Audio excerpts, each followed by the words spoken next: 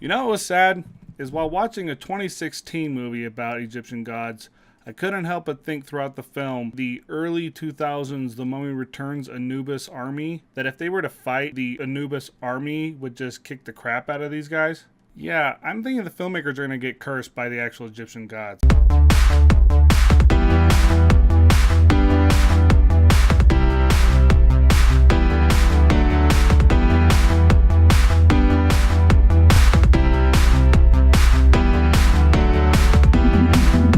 Hello everyone, Gobnuke here with another And Enjoy the Show movie review, and today I'm reviewing Gods of Egypt. Now, the basic story for Gods of Egypt is the tall, gold-bleeding Egyptian gods are living amongst us mortals, and young Prince Horus is set to take the crown, and on the day of his coronation, his uncle shows up, kills his dad, beats him in a fight, and takes his eyes. Before the fury swept over our land,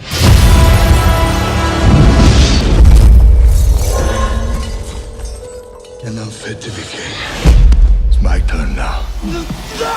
Pretty much declares himself king, and anybody who is not rich and wealthy is just going to live a life of purgatory in the afterlife. Feeling ashamed that he lost, Horus pretty much puts himself into exile at his mother and father's tombs. Only one god can save us, but not without his eyes. Until a young mortal boy named Beck, who's basically an Aladdin wannabe, shows up with one of his eyes.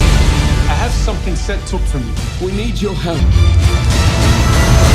So how do we stop him? Try to keep up. And being a one-eyed moody Horus, sets off on a journey of revenge to kill his uncle Seth, reclaim his crown, and win the day. This story doesn't sound familiar at all.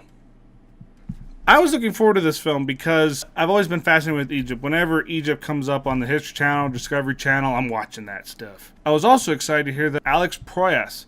I am a fan of Alex Proyas. I haven't seen The Crow.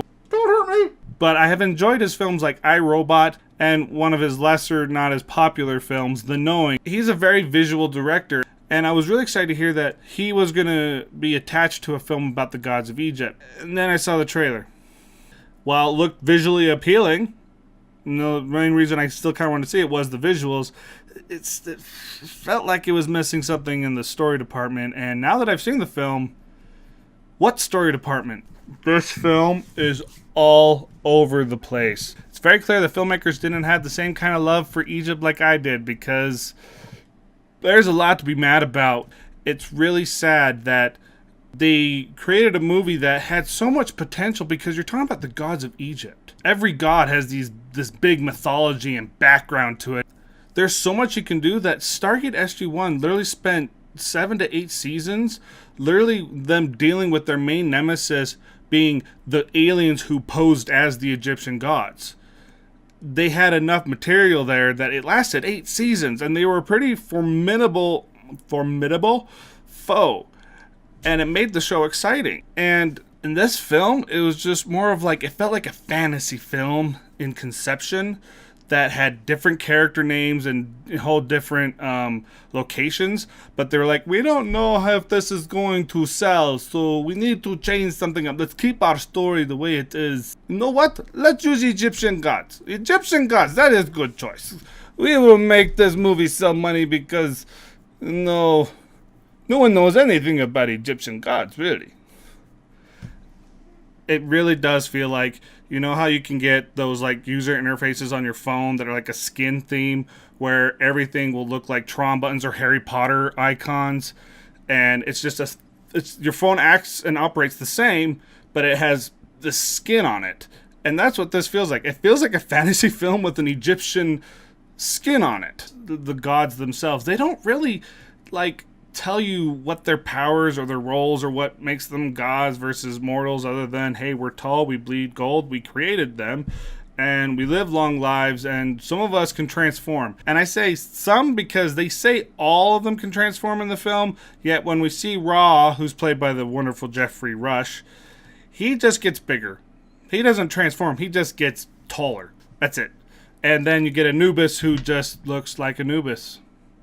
He doesn't turn into a human, he just looks like a jackal. It would have been better if Horus, Osiris, and these gods actually looked like the gods we see them depicted as in the hieroglyphics, and not these humanoids. I mean, yeah, they transform, but let's face it, when they transform and turn into these CGI metallic robots that look like Stargate's raw guards rehashed and not better, to be honest. It's like, okay. And then there's like these servant gods. I mean, they talk about gods as they're gods, and they're the high and mighty, and they have, you know, the goddess of love, the god of protection, such and such. And they use humans, like Seth uses humans as his army, but then there's these like lesser gods because they transform and they bleed gold. They're not as tall. They're almost as tall, but they're not as tall. They never explain how they work because they're lesser. They're not on the same podium as the other gods. And there was just a lot of moments in that film where you're just like, what? Because it tries to do too many stories. Honestly, the synopsis I gave you is the most basic synopsis I could give, and I left a lot out. There's too many subplots. There's too many attempts at dramatic twists. There's too many build-ups that have no resolve. And then when the build-ups that we do get resolves for, the film doesn't really care about. No kidding. The biggest one, the one that we've been waiting for like the whole film, finally happens. And when he's trying to explain it, he basically ruins the whole build-up for the whole movie. The tension we've been having and wanting for this to happen is gone. And the film itself has a character literally say, stop talking, go do this. They pretty much confirm, we don't care about this build-up you've been waiting for. And the whole time, Seth has been like building himself up. He takes Horace's eyes, he takes someone else's heart, and other ones I'm not going to say in case you do see the film. I'm not going to be a jerk and spoil everything. But he like builds himself up. And I'm sitting there going, okay, if Horace is able to do what he needs to do with both his eyes, how is he going to be able to fight that? And the film doesn't care. Literally. The acting's not that bad, even though kind of commenting on the whitewashing, it feels weird having everybody in this Egyptian film be British or some sort of European descent. That felt a little odd. I mean, as much as I love some of these actors, even though they were doing a good acting job or doing the best they could, they didn't feel like they belonged there.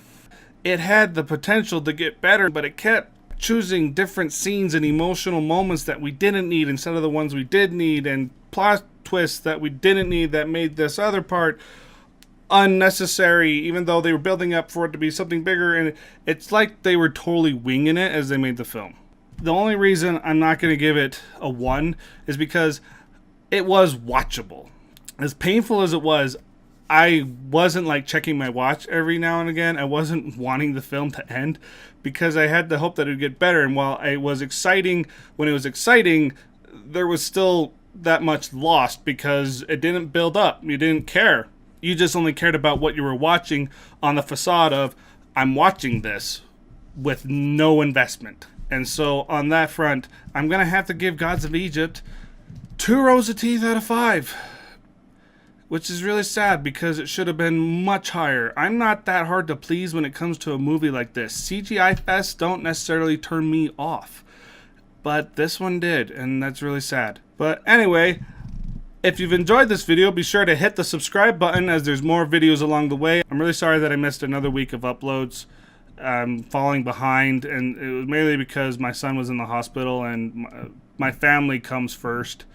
And so I'm going to be playing a little bit of catch up this week, so be expecting quite a few more videos this week than usual as I try to catch up from all that I missed last week. So if you like this video, be sure to hit the like button. And have you seen Gods of Egypt? Have you seen the trailer? Have you actually seen the movie? Comment below your thoughts, and I can't wait to hear what everybody else thought. And that's it. I have been your host, Tyler Gobnuke Wells, the Indie Hat Media Shark. And as with anything, whether it be playing a video game or watching a movie, just always remember to enjoy the show. And I'll see you next time.